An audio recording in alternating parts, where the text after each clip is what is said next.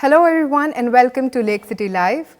I am Prakriti Pandey and today we have with us a culinary professional par excellence, Chef Dr. Manjit Singh Gill. Reputed for his constant innovations in the field of gastronomy, his is a name to reckon with in the global and national culinary and hospitality industry. Thank you, sir, for being with us today. Thank you very much for the introduction and pleasure to be here. Sir, every child grows with the dream of becoming a teacher because the first professional they interact with outside of their home is generally in their schools with their teachers. So how did you come up with the idea of becoming a chef? That time there was not much role models in this profession. But actually I did the hotel management because my father suggested me. I was doing BSc, so he suggested, he said, it's a new career which is going to be in future. And if you are interested, why don't you pursue this, So I agreed, I thought of that. Then I asked few people also, and I was good in a lot of outside activities, than the academic. I was used to be many other school activities, got leadership qualities I had that time and all that. So then I thought to do this. So then incidentally hotel management, the lot of number of hours are in cookery, which you spend. Then I found cookery quite an artistic side and practical oriented more. That time didn't know that studies so much one has to do that, but practical side which inspired me that time quite a lot. And then I, see myself also that my family background and my, bringing up and, my own reactions, to the world. I found that I can do much better in the kitchen than other areas of hotel. It's not that bad, but everybody had a different attitude, and thing. So I decided to be in the kitchen. And then after that, when I decided, I was quite positive and I never looked back. Incidentally, I was very lucky also, I will say. I got good openings, good starting, that I am from the Oberoi school. So that time Oberoi was not easy to get that, very, very difficult, but I got it. And then over there I trained more into the Western food, worked under more the Western chefs, and which is Oberoi is still known very good for the international foods. I just got the opportunity to join the ITC hotels in '77. And they started with the Western kitchen, but then got the opportunity to, with the higher responsibilities. And ITC was good in Indian food. And good means that they were focused on Indian food. And they started the concepts in 1977, Kitchens of India, and nobody gives India like we do. Yes. It was focus on Indian food. So that my turnaround came a little bit when I started looking after the Indian section also with my responsibilities. And then I found slowly that I'm an Indian chef. I'm Indian. I am proud on my own food. So I shifted completely from Western to the Indian. And very shortly, when started in 78, 79 only. So. And until that, now many people think that I don't understand Western food. It doesn't bother me because I'm Indian, so I know my food. Sir, I must ask, while growing up, was food and travel always a part of your family life? Not travel. Yes, food. Now I link my past, my childhood time, that how my mother used to handle food at home, what she used to talk about food, to give us the good food habits, So that's, I think, is very important in every family. And now I link with some stories, some things she used to tell us. Like eating the seasonal food. People are talking today also. Eating, we only used to have a seasonal food in the house. There is no question that any food which is not in season will be there. The food which is well balanced with the taste and all that we have experienced that time. And even my mother used to say, I think that's the biggest lesson as far the food cost of food is concerned, which is the the commercial, the profit and loss side of the kitchen or the food and beverage. And she used to say that you need not to be rich to create the wholesome and sumptuous food. You should use your knowledge and skills, not the money. So I think there's quite a big. It's not that I that time heard this thing, but now I can link those things.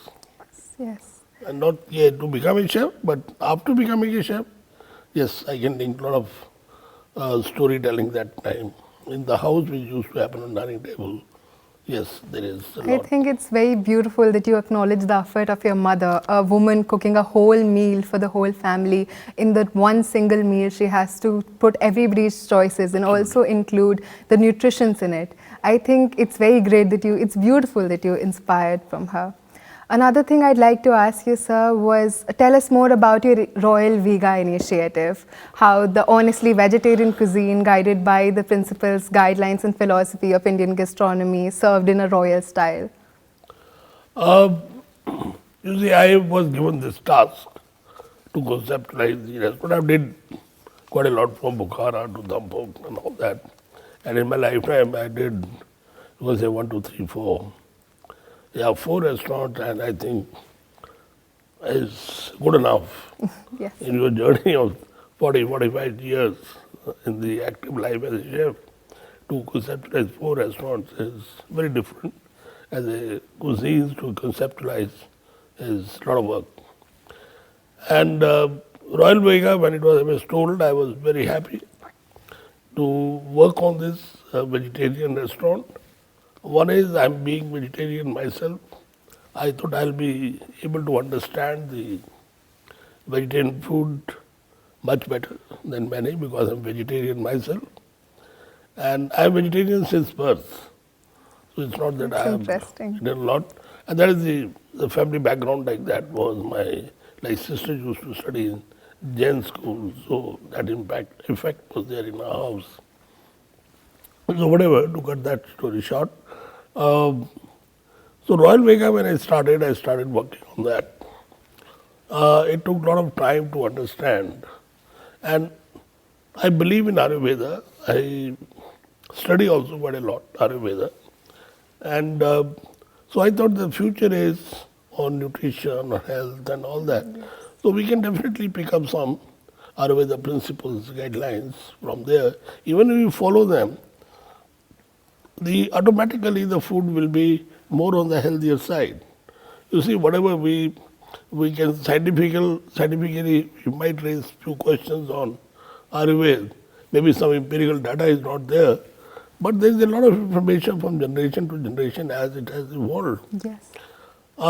So this our food is evolved on 2 pillars. One is on the wellness, and the other is sustainability.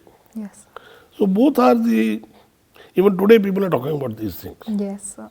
So Ayurveda is based on this. So how can that be wrong? So I studied a little bit, and I studied Ayurveda only till I improve my cooking. Not that I become a Ayurveda practitioner. I'm not. I only understand Ayurveda and the nutrition part, which helps to improve my cooking contemporary in today's world. So I only study that part. So I don't want to become a dietitian. That's not my area. Yes. So Royal Vega, when we thought so, we've taken few, understood principle guidelines and all that. Then I understood that the vegetarian is a very purity area of food. You can't mix up the thing. You can't even the thoughts If you mix up, it impacts the food production. So, when we tried, the trial started or started serving food to the people as a trials, it was told on the table that the people who eat non-veg, who are a non-vegetarian people, please don't comment or guide us on vegetarian food. Because we cannot think like vegetarian. So there will be a mix then. We'll try to make happy non-veg also, we'll try to make happy vegetarian also, but it will not be possible. Yes. So we decided from day one, we draw the line. So only vegetarian people who understand vegetarian food very well, or throughout life who has eaten the vegetarian food, will be able to guide us better. So we focus on that. We took a lot of information from them. Then understood that in vegetarian food, every ingredient play a very important role. Absolutely. Spices play a very important role. Ghee is very important, or oil, maybe mustard oil, a good mustard oil. Ghee, very important. Vegetables has to be very important role they play. They need to be seasonal, with the best of color, best of texture, best of flavor and aroma, and otherwise non-seasoned you will not get these things. Yes. It might look like you get the vegetable, but it doesn't have that characteristics. So there are many things that in a vegetarian food you should have a good curd, which you add into cooking or serve or whatever. So in vegetarian food there are a lot of areas which you have to see.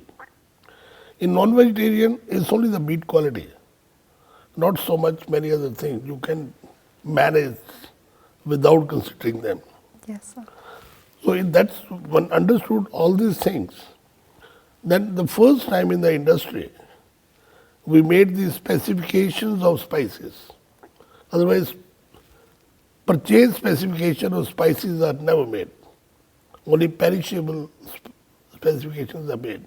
The first time we did that, to get the quality of spices, which are very fragrant, which are fresh crop, where the essential oils are at a very high level, so there's a better taste in the fragrances there. So a lot of understood the things and then apply them into the production, and then even realize that where the honesty word has come, Yes. because I believe honesty is more than the purity. Yes, sir. Absolutely. Honesty is very high. So that even we found there's a difference in cooking. The people who cook meats and vegetables together, and the people who are only vegetarian people, never eaten the meat, never experienced the meat, but they cook vegetarian food. They're two different foods. So in that restaurant then we decided and we selected the complete team is a vegetarian team. They have never touched the meat. They can't stand next to the meat. I absolutely agree with you, sir. I All myself, these when things put together, and we could able to create that Royal Vega, and it's doing well. People appreciate that because the aura is little different, over there, because there is no meats around. It's only vegetarian, the vegetables or the dairy which we use. yes, sir. I myself am a vegetarian, so the idea of being a vegetarian restaurant where only vegetarians work and they know the importance of the aromas and the vegetables and every seasonal thing that you use, I think it's very creative and it's a good initiative. So, sir, apart from the crucial times in the kitchen, tell us about all the fun. It must be fun to be working. So, which is your favorite kitchen story? No, you see, every kitchen, one kitchen where every day you work. So that's a different kind of preparation that is. People know what work they have to do, they continue doing. You know what administration you have to do. And then many other aspects, you see the financial budgets, these things. So you see, it's everyday work, But when you, and these things keep happening, that you have to go out of your kitchen and then have some challenges and to do the work. It may be pop-ups, national, international. It may be very big assignments of food production and service. And for example, like we have done all those things. In Berlin, Germany, there's a dinner of 5,000 people. In Davos, World Economic Forum, is a dinner and the cocktails and all that of thousands of people. So there are big challenges. Or a head of state visiting you, maybe there are 2 people. So every moment, every dinner is a challenge by itself. So then every kitchen you create for those things outside is a challenge. Because then every facility is not available. Some limitations are there, whether it's ingredients or the infrastructure and the people. Yes, sir. But you have to manage. So you have to plan that well, And menu is a challenge because it has different angle to the menu. So every kitchen is fun. To manage that and challenge them. When the work is over, you feel wow, you feel very happy. The sense of So satisfaction. that's what you call it a hard work or whatever. But a good planning, and challenge, it's very interesting challenge. Like in World Economic Forum in Davos, it's a very small village where its World Economic Forum happened. Very small. And there is no airport, there is nothing over there. And there is no local transport so much. People, even the heads of state, they walk from the hotel, they're all nearby. And when these people are we were supposed to serve the dinner, but we have to load our trucks with food. Our kitchen was very close to the hall where the forum was happening. But we had to fill up the trucks, everything, ready food, frozen, at 6:30 in the morning and park the trucks outside the city. Because you can't move outside the city. Then 4 o'clock, forum will finish. By 4:30, people will move to the hotel. Then you can bring the trucks in and start working with the dinner. That's quite interesting. So different challenges happen. So you do accordingly, so it's fun. Every moment is fun. Yes, sir. So what do you think are the biggest trends that you see, if there are any, in the Indian culinary and hospitality business? Indian culinary, biggest challenge is that we don't work much on our Indian food. We don't do much research in our food. And somewhere what I will say that the biggest challenge is that we don't understand the philosophy of our food. But if we understand also, we don't have the real textbooks of Indian food to teach in our hotel schools. And there when I go to other universities also, I feel that universities can do a better work in this to create the textbooks than the IHMs. Because university has different infrastructure. They have a mind of research one of the papers. IHMs also do, but there's a difference. Infrastructure is different. So I think there should be a lot of work has to be done to create the textbooks. Yes. Unless you don't have the textbook, you cannot teach. You cannot teach just practical. Absolutely. You have to have the textbook. Text will support the practical. You will understand much better. So we don't have the real textbooks to teach Indian food. And Indian food is little difficult because it's a philosophy. Indian food is philosophy. It has different standards laid down as fundamental principles and all that. And they are common in pan-India. It's like an umbrella. Yes. So they're all common. Pan-India, they are common. After that, it was said that be with your local flora and fauna. Do cooking with your local flora and fauna. Yes. This is where the diversity comes. Diversity is not in our thinking. That is same. It's not in our philosophy. Diversity. Diversity is in our cooking. Because it is under the different climates, in the different areas, different crops, different language, different thing. So everything creates the diversity and the good. So this kind of a theory books, then every region theory books are not there. Like I was talking to today only one of the principal.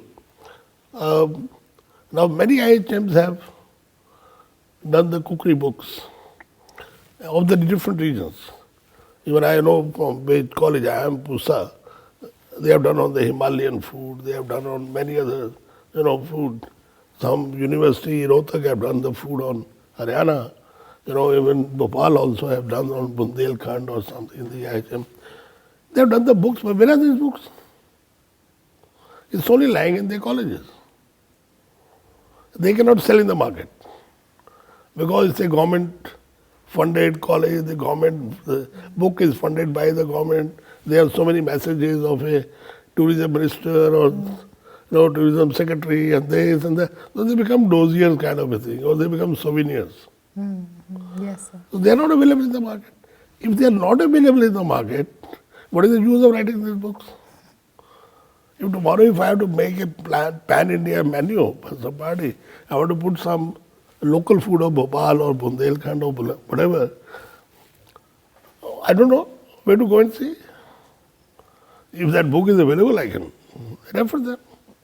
That will at least give me the inspiration, may create something else. But I must know the basic. Yes, sir. But these all books are lying in the colleges because they can't sell in the market. So situation that way is not very good at this moment as far as Indian food is concerned. It's only because potential is there. India can become the biggest soft power of food with the knowledge and skills we have, but we must know how to disseminate now. We must put it together and disseminate it with ourselves and international world. Yes. Sir, in your illustrious careers, have you dealt with food critics, and which has been the most interesting story about any one of them? You see, incidentally, in India, the food critics are very few or one or two who are little productive. Mostly food critics are very fancy with the Western food, and they're very fancy to write stories on international foods, or the chefs come from the Western world, or they're busy in writing the Michelin star chefs and all that. We don't have Michelin star in India. Yes. With all respect to them, I'm not saying, but I'm saying we must write the food which inspire our own people also to. Yes, sir. Absolutely. They should not feel, if that is not there, then we are nothing. And there we can't reach because it's not in India.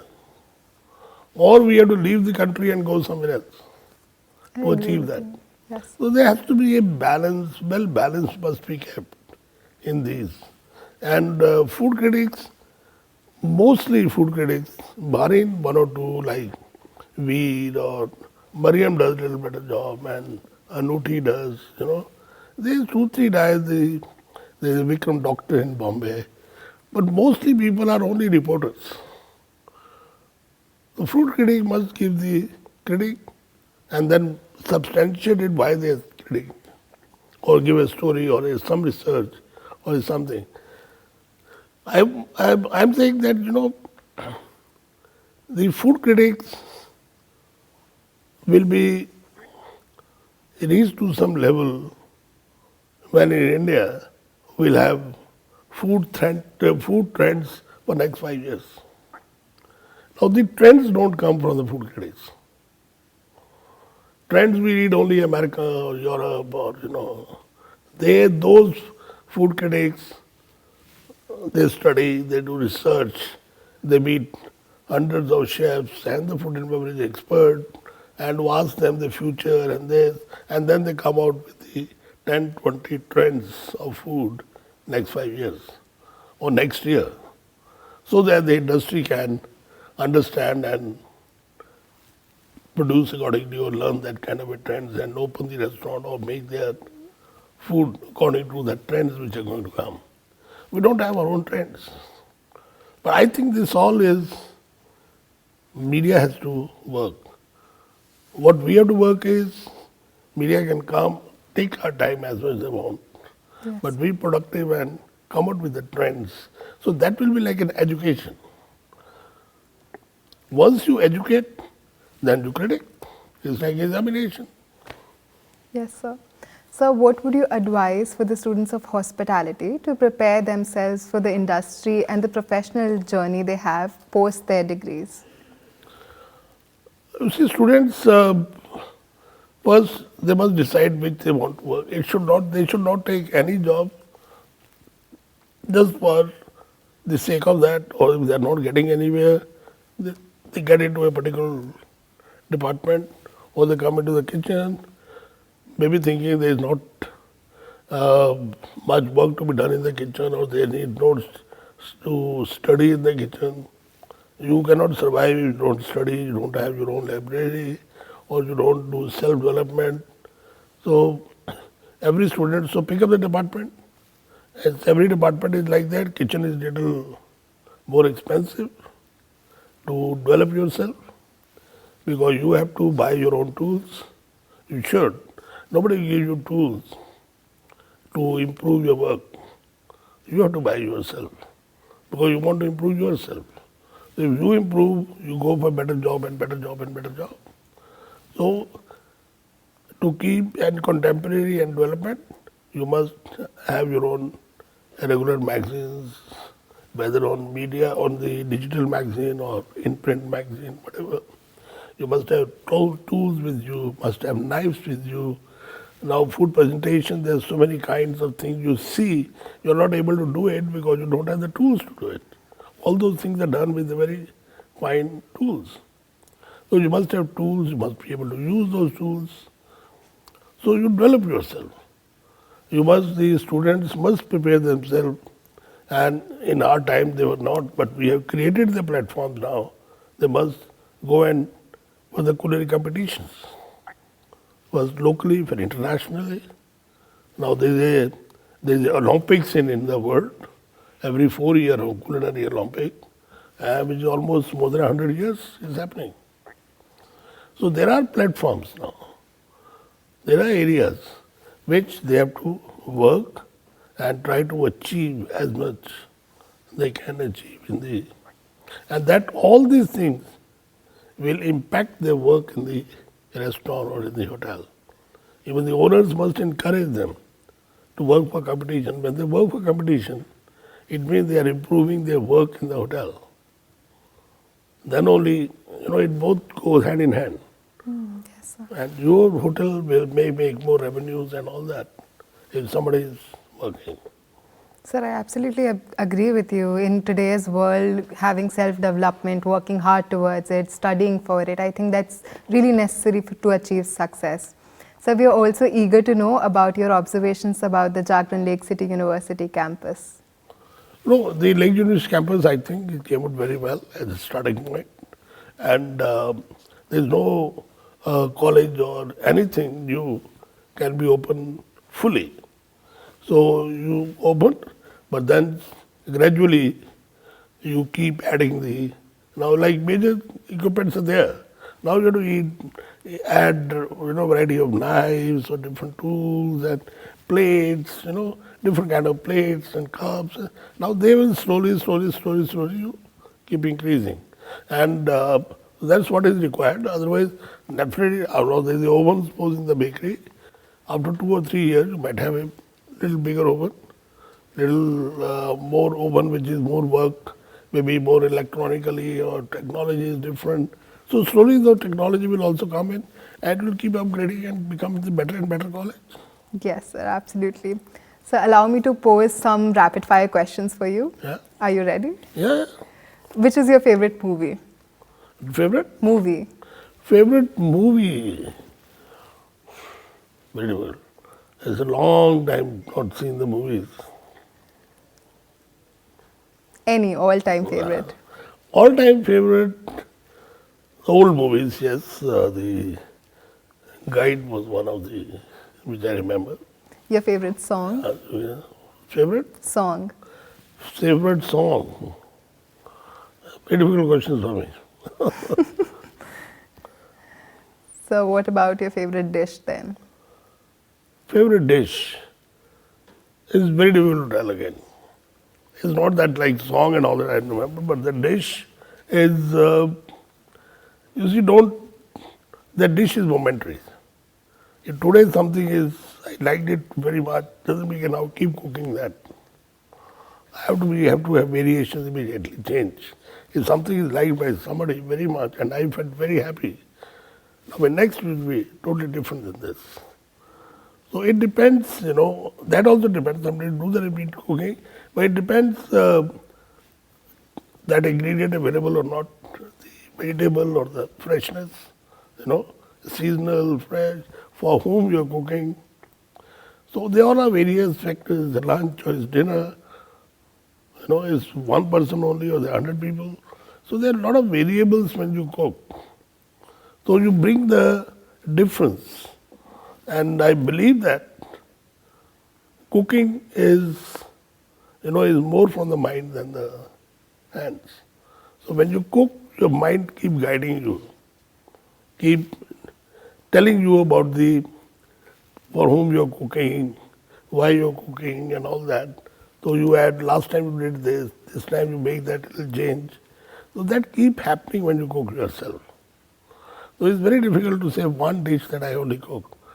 But this is my philosophy is, for my every dish, there used to be minimum ingredients because every ingredient has to play a role in it. Yes, sir. It is not just for the sake of somebody put, I will also put. It depends, does it play any role as the flavor is concerned, texture is concerned. So you must see, why that ingredient is used. So this is where the dish changes, and do work with make cookery as simple as possible.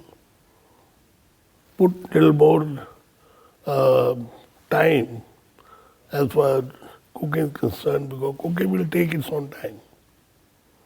So there are many factors. It's very difficult to have just one dish. Sir, I agree with you. I think the simplest ingredients make the most beautiful dishes. Absolutely. One advice that your parents must have given you that you'll always remember? In life, Yes. that I learned from my father, and it's not that he told me that sit down and listen this. I've seen him practicing. He has gone very happily, at the age of 98, no medication, no disease, nothing, very healthy person. But he used to say that when I sleep, half of the things I forget of the day and half of the things I forgive. So my mind is empty. So he sleeps very well and next day you get up for the fresh day. So nothing is of yesterday in your mind. So at a particular age, I started practicing it. I feel very happy. And my mind is, normally at night, is absolutely empty. I don't carry the baggage of any of this kind. And other thing which what I say, I practice. Before about culinary food, whatever I say, I practice. I'm not just saying for the saying. And I have never said in my conversation or on the phone, and normally people when you call, you ask them how are you, they tell you answer you something else. The pressure, depression, tension, stress. These 4 words are not in my dictionary. I will never use these words in my conversation. How much work I have I might say there's a lot of work, but I will never say I'm under pressure. So I believe that when you use these words, You put the whole, your team working with you under pressure, stress and all that. That impacts the work. Yes, sir. Then it looks, we are putting long hours. You are happily doing, our time doesn't, you don't know how time passes. But under these words, yes, every moment looks very long. So, this is what I follow, I believe, and I try to teach also people that become like this. Every moment of life is very happiness. That's a beautiful advice. That's a beautiful advice. And it's very nice that you follow it in your everyday life. I follow it. Even I have few things like in the Indian philosophy and Indian food philosophy and Indian ways of working or menu planning and the gastronomy. If I say that, I follow that. It is not that only it's difficult, it's not difficult. You must have a conviction in your mind. You should if you understood, you will be able to make the customer understand also. Yes. Because like, for example, I cannot understand, and every professional chef also say, when you go and see the vegetarian side of the menu in any hotel or a restaurant, if there are 20 dishes, there will be 14 paneer in it. Of course, there are. Then there will be one mixed vegetable, I know what it is. Then there will be another dish which has come last 4-5 years, makki, malai, methi or something like that. Yes. Then there are chana and there is the dal makhani and the tadka dal. And dal makhani and tadka dal have also become kali dal or pili dal. I know what does it mean. Kali dal or pili dal. They have names. That is the condition of it. And you tell them, why don't you change it? No, customer wants this only. I cannot believe. This is what you offer. Customer has no choice. If customer will get the choice, he will ask you. Or something they will not like, change the dish. But doesn't mean these are the only dishes you have to have. 14 paneer, vegetarians never like paneer. Who are vegetarians. Yes, sir. So, one must, if you believe, you will do it. I believe it, I do it. In our Royal Vega menu, there are only 2 paneers. Every dish is there, ghee, thori, karela. Every 2 months the menu changes. Because every 2 months the vegetable changes. There are 6 seasons as the gastronomy in India. You believe it, you follow it. Yes, sir. Sir, the young and aspiring chefs of today really look up to your life and your life journey. And I feel that your ideology of mentoring them and guiding them is very altruistic, as you think that it is the way of giving back to the society. And I think that's very wonderful. Thank you for being with us here today, sir. You were watching celebrity chef Dr. Manjit Singh Gill. Thanks for watching. For more such amazing content, subscribe to Lake City Live.